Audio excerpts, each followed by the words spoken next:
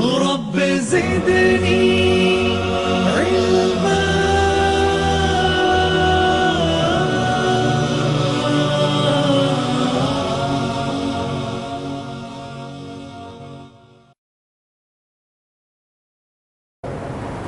ان الحمد للہ والصلاة والسلام علی رسول اللہ وعلی آلہ واصحابہ اجمعین، اما بعد فاعوذ باللہ من الشیطان الرجیم. یا ایہا الذین آمنوا اتقوا اللہ حق تقاتہ ولا تموتن الا وانتم مسلمون. یا ایہا الذین آمنوا اتقوا اللہ وقولوا قولا سدیدا یصلح لکم اعمالکم ویغفر لکم ذنوبکم ومن یطع اللہ ورسولہ فقد فاز فوزا عظیما. اما بعد فإن خیر الحدیث کتاب اللہ وخیر الہدی ہدی محمد صلی اللہ علیہ وآلہ وسلم وشر الامور محدثاتها وکل محدثۃ بدعہ وکل بدعۃ ضلالہ وکل ضلالۃ فی النار. رب اشرح لی صدری ویسر لی امری واحلل عقدۃ من لسانی یفقہوا قولی. All the praises, my dear brothers, is due to Allah subhanahu wa ta'ala, and blessings be on Prophet Muhammad Rasulullah sallallahu alayhi wa alihi wa sallam and his companions, tabi'in, atba tabi'in, and all on those people bi-iznillah who are going to follow them. Dear brothers, in Islam, Allah subhanahu wa ta'ala is the sole creator. Whatever exists within is the heavens and the earth. And this particular sentence, my dear brothers, most of time we take it literally. We don't really take it thoroughly, explain it into our minds. Allah subhanahu wa ta'ala is the creator of each and every emotion of our life. You are happy, this is the creation of Allah subhanahu wa ta'ala. You are sad, this is also a creation of Allah subhanahu wa ta'ala. You are thinking, this ability is a creation of Allah subhanahu wa ta'ala. The ideas you are thinking, wallahi, even those ideas, they are the creation of Allah subhanahu wa ta'ala. This particular sentence that Allah is the creator, whatever exists between the heavens and the earth, we take it like mountains, trees, stars, moons, and we keep it unto there. But we don't really apply it consciously in our life, that for each and every action you are doing, Allah is the creator of that. You are not.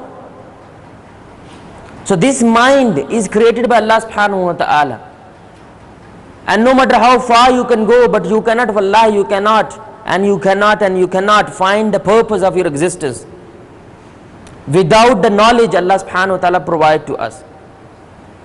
Just mere by thinking logics, you cannot, wallahi, find it out that what is the future, what is going to happen in grave, what is going to happen after death, what is going to happen on the day of judgment, who is going to paradise, who is going to hell. Nobody can perceive that, because even the perception is the creation of Allah subhanahu wa ta'ala, and He didn't create it by default in your mind. You have to follow the knowledge given to us by Allah subhanahu wa ta'ala in order to find those answers. That's why this is the blessing of Allah subhanahu wa ta'ala, that He sent down the prophets in this dunya to let us know that what is going to happen after death, to let us know that what you can do to save your life, to save your akhirah in this dunya, what you can do. Allah subhanahu wa ta'ala sends the messengers, He sends the prophet, and He sends the laws and rules, regulations to discipline our mind and soul, to discipline our desires. Yani desire is not a problem, but how to discipline those desires, Allah sends the knowledge. Every prophet, my dear brothers, every prophet, the way they implement the Sharia of Allah subhanahu wa ta'ala maybe differs, but one message was common in all of them, and that makes that message very important in the sight of Allah subhanahu wa ta'ala, and that is La ilaha illallah. There is no worthy of worship, there is no deserve to be worshipped except Allah subhanahu wa ta'ala. Even this sentence we take it literally. There is no ma'abood beside Allah subhanahu wa ta'ala. That means that you cannot follow your desires when the laws of Allah subhanahu wa ta'ala came in. That is the reason Allah subhanahu wa ta'ala mentioned in the Quran, there are some people that they take their desires, their lust as their ma'abood, as their God, as their ilah beside Allah subhanahu wa ta'ala. Why? Because whenever the laws of Allah subhanahu wa ta'ala came into their life, they don't follow the laws, but they follow their desires not to follow the laws. So believe, my dear brothers, this particular dialogue, this particular sentence, I believe in Allah subhanahu wa ta'ala, we don't know what we are saying. Wallahi, we don't know. This is the first pillar in the 6 pillars of faith, but we don't really know when we say, I believe in Allah subhanahu wa ta'ala. Because wallahi, the one who believes, it is very hard for him to commit a sin. Because he believes, Alam ya'alam bi anna Allah yara. Allah says in the Quran that know that I am watching you. Now you believe in the attributes of Allah subhanahu wa ta'ala. You believe that Allah subhanahu wa ta'ala is watching you at the moment you are in a sin. It means that at that moment you are not believing exactly. You don't have any shyness or fear in your heart when you are committing that particular action in front of Allah subhanahu wa ta'ala. You don't really believe at that time. That's why scholars, they have mentioned that whenever, for example, somebody is committing zina, the belief, the iman is taken out from him just like that, 2 hands. And when he finished that sin, then it combines with him. At that very moment, wallah, you are not believing in Allah subhanahu wa ta'ala. How can you commit a sin? The moment you are shouting at your mother, the moment you are shouting at your father, and still you believe in the words of Allah subhanahu wa ta'ala in the Quran that do good, be favored to your parents. How can you believe in Allah subhanahu wa ta'ala when you are shouting at your parents at that time? You are arguing with your parents at that time. You are not really believing in the words of Allah subhanahu wa ta'ala which is mentioned in the Quran. Apply wallahi this law in whole of your life. We are not really believing in Allah subhanahu wa ta'ala. All of things in our life, they govern by this one kalima. I believe in Allah subhanahu wa ta'ala. Everything. You take prayer as something simple. You don't really put alarm on your clock for Fajr, but you put alarm on your clock at 8 o'clock for your class. But you don't really believe, isn't it, in the prayer. You know that Allah subhanahu wa ta'ala put the punishment in the Quran if somebody doesn't gonna pray. You know that Allah subhanahu wa ta'ala informs the Prophet that the difference between the kafir and the mu'min is prayer. You knows that, but still you're taking it simple because you're not really believing in your heart, astaghfirullah, that these words belongs to Allah subhanahu wa ta'ala. We're not really believing it. Saying it, I believe in Allah subhanahu wa ta'ala, anybody can do that. But to live it, that's what makes somebody a mu'min. That's what makes somebody a Muslim. That's what somebody makes someone that who can surely 100% submit his will to Allah subhanahu wa ta'ala. We take things lightly in our life, wallahi, only because this belief is not really powerful. And that very famous story, that whereby a khatib, he used to give khutbah, and he used to say, wallahi, if you can believe in Allah subhanahu wa ta'ala, you can walk on ocean, you can walk on water, you can walk on seas. One particular person, uneducated individual, he was listening to that, and he used to have a sheep which he used to take around from the river to take them to have some food, and then come all the way back to his home. So when he listened his khutbah, he listened that speech, he said, that's so easy. Why I have to go all the way out of the river? I cannot just cross the river walking on it because I believe in Allah subhanahu wa ta'ala. So next day he told his wife that this is what I'm gonna do. The wife was shocked because she doesn't really believe in that, isn't it? She doesn't really believe strongly that subhanallah, the water is gonna drown you down. This is a creation of Allah subhanahu wa ta'ala. Allah is the one who creates that ability in water that when you're gonna walk, it is gonna take you in, isn't it? But that guy believes that that is ability of Allah subhanahu wa ta'ala. That is a creation of Allah, and Allah subhanahu wa ta'ala let me to walk. So next day he took his whole sheep and he walked, subhanallah. And every day he used to do that. He used to walk on that particular sea. One day he was coming back home and he saw the same khatib. He saw the same khatib was waiting for a boat on the edge of the river. He asked him, Ya Shaykh, what you are doing here? He says, I'm waiting for a boat for me to cross the river. He said, Ya Shaykh, didn't you say that if you believe in Allah subhanahu wa ta'ala that you can even walk on sea? He said, I just said it to increase your iman. I didn't mean it.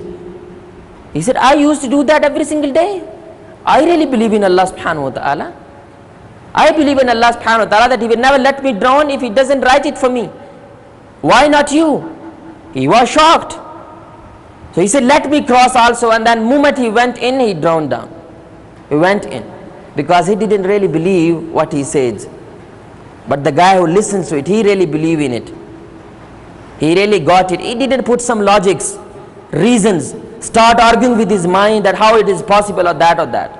He just take it because this is the message from Allah subhanahu wa ta'ala, that whoever relies on Allah subhanahu wa ta'ala, fahuwa hasbuhu, then Allah subhanahu wa ta'ala is sufficient for him. This story is just a message. We shouldn't do that, but this story is just a message showing to us that when we say that I believe in Allah subhanahu wa ta'ala, you must apply it in your life. That's why scholars, they mention some of the levels of tawakkul, some of the levels of reliance on Allah subhanahu wa ta'ala. The first level, my dear brother, is to know who is Allah subhanahu wa ta'ala. Without having the knowledge of Allah subhanahu wa ta'ala, how can you believe in Allah subhanahu wa ta'ala? You cannot do that. And in simple words, that is a knowledge of Tawheed. Most of us, we don't know that knowledge. Most of us, wallahi, we don't know the knowledge of Tawheed, which is the basic knowledge of Islam, which is the kindergarten person, a kindergarten Muslim, and the moment he entered the school, a real teacher, Muslim teacher, is supposed to tell him the knowledge of Tawheed. But we don't know that. How can the belief can get strengthened in our hearts? We don't know even who is Allah subhanahu wa ta'ala. So that is the first level of tawakkul. You want to rely on Allah subhanahu wa ta'ala. You want to put your trust in Allah subhanahu wa ta'ala. Know Allah first. Then only you can proceed to the second one. That is, you must believe that every matter has a cause.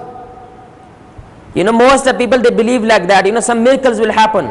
Something will come down from the skies and our life will change. This is not a tawakkul on Allah subhanahu wa ta'ala.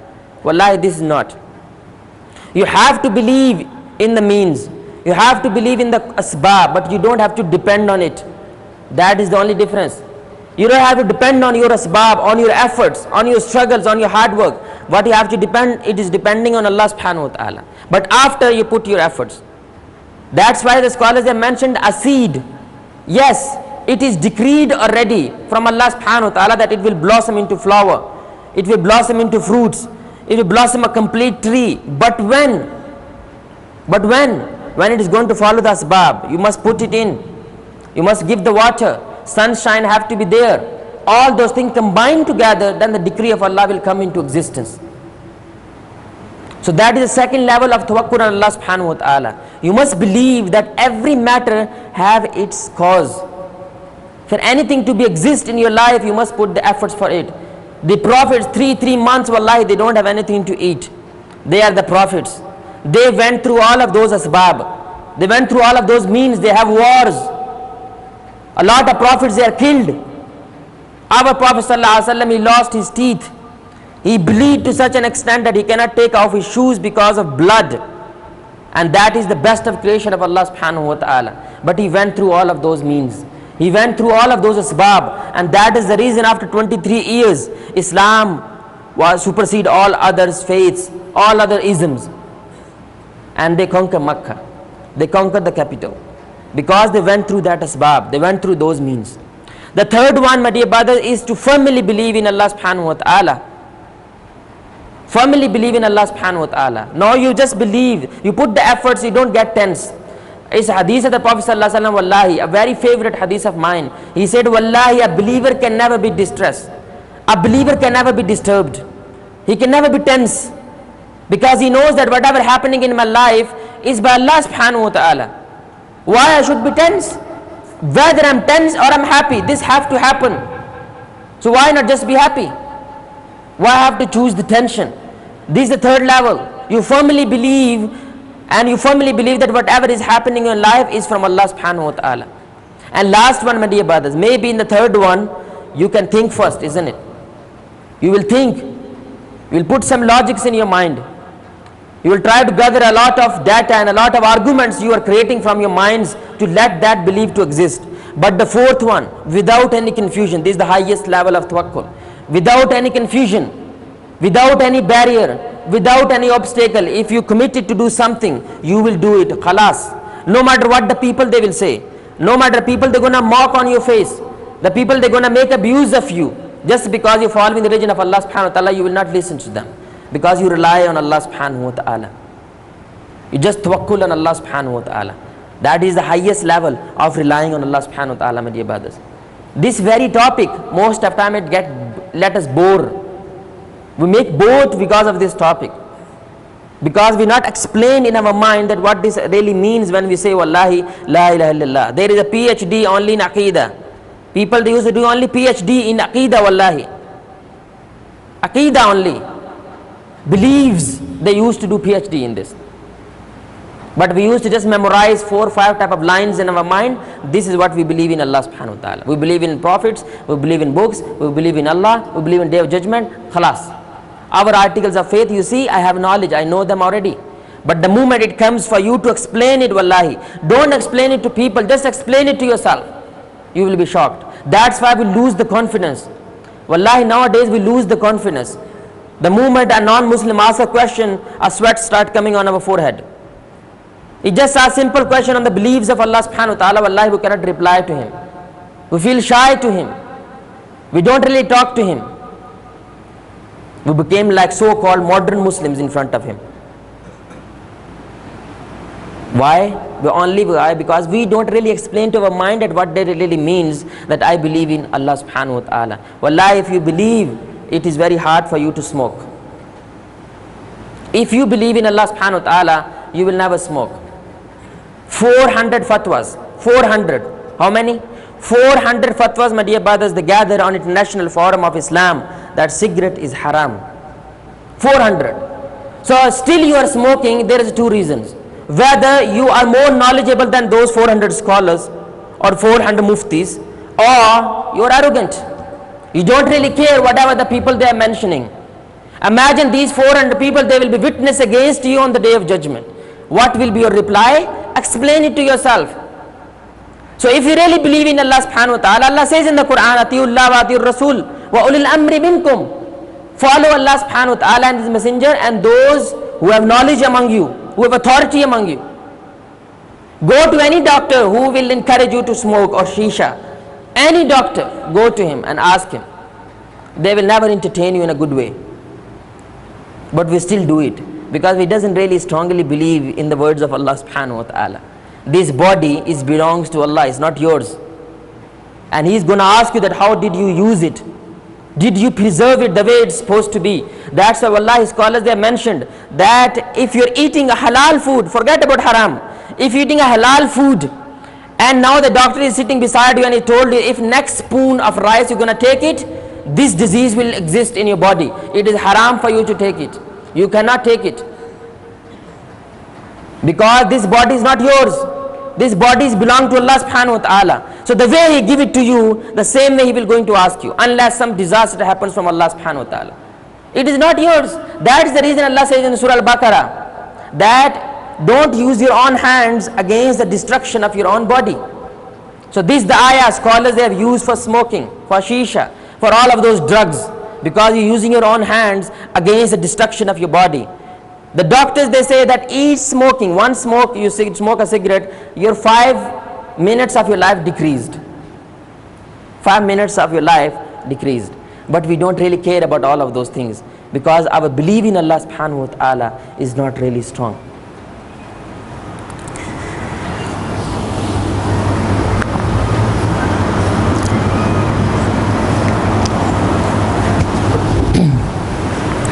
Inna alhamdulillah wa salatu wa salamu ala rasulillah wa ala alihi wa ashabi ajma'in.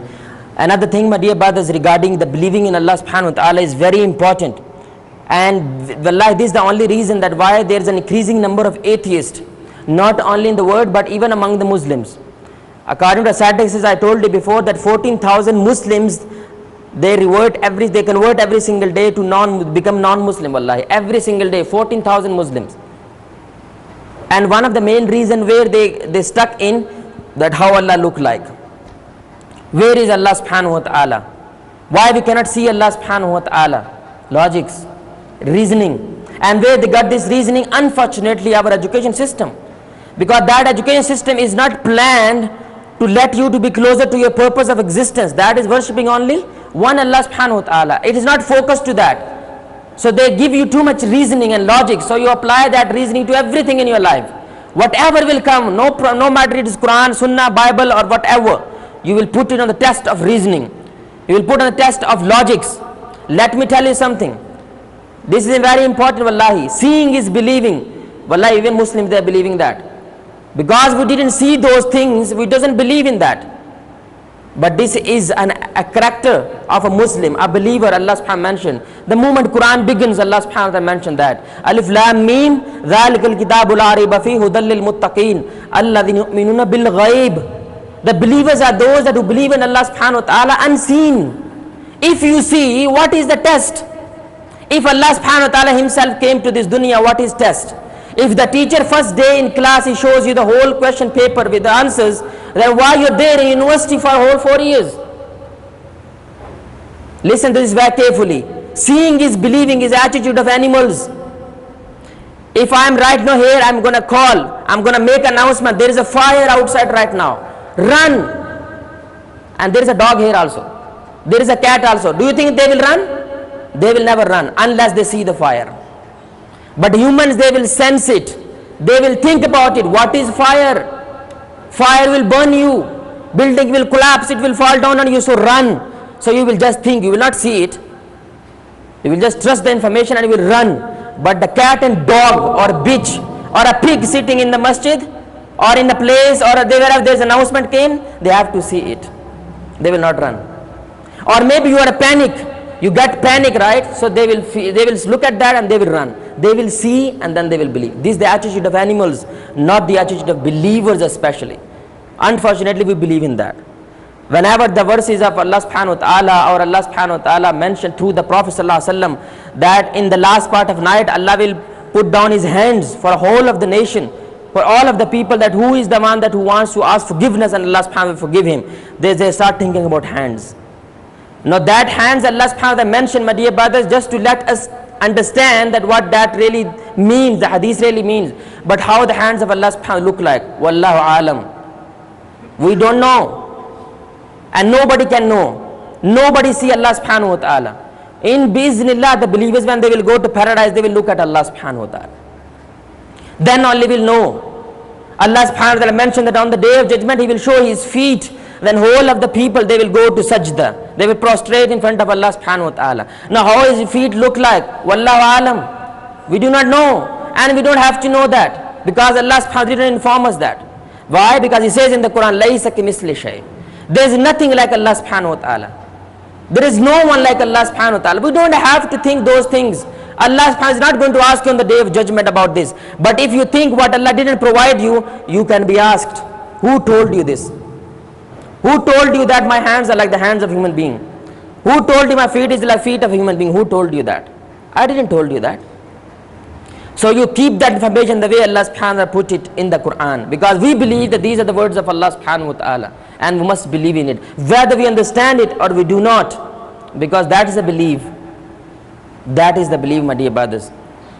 This particular article, my dear brothers, of faith, that is believing in Allah subhanahu wa ta'ala. Wallahi, I really request all of you that go back and read about it. It will just take you 10 to 15 or 20 minutes reading something about this particular article of faith, but it will really increase your iman in front of Allah subhanahu wa ta'ala. And you will realize that how far we are on just the first article of faith in Allah subhanahu wa ta'ala, and that is believing in Allah subhanahu wa ta'ala. Believing will change your life, wallahi. It can change your life just like this. But we don't really mean when we say that I believe in Allah subhanahu wa ta'ala. The moment you say that, I'm telling you, those people who arrogantly walk with women and they claim to be Muslims on the street, they are dancing on the floors, they are committing sins publicly. Subhanallah, wallahi, just sitting beside masjid and hayya ala salah is there, and Muazzin is saying that come to the prayer, Muazzin is saying that come to the success, and they are denying it by their actions. Do you think that they really believe in Allah subhanahu wa ta'ala? Whom you are deceiving? Whom you are deceiving?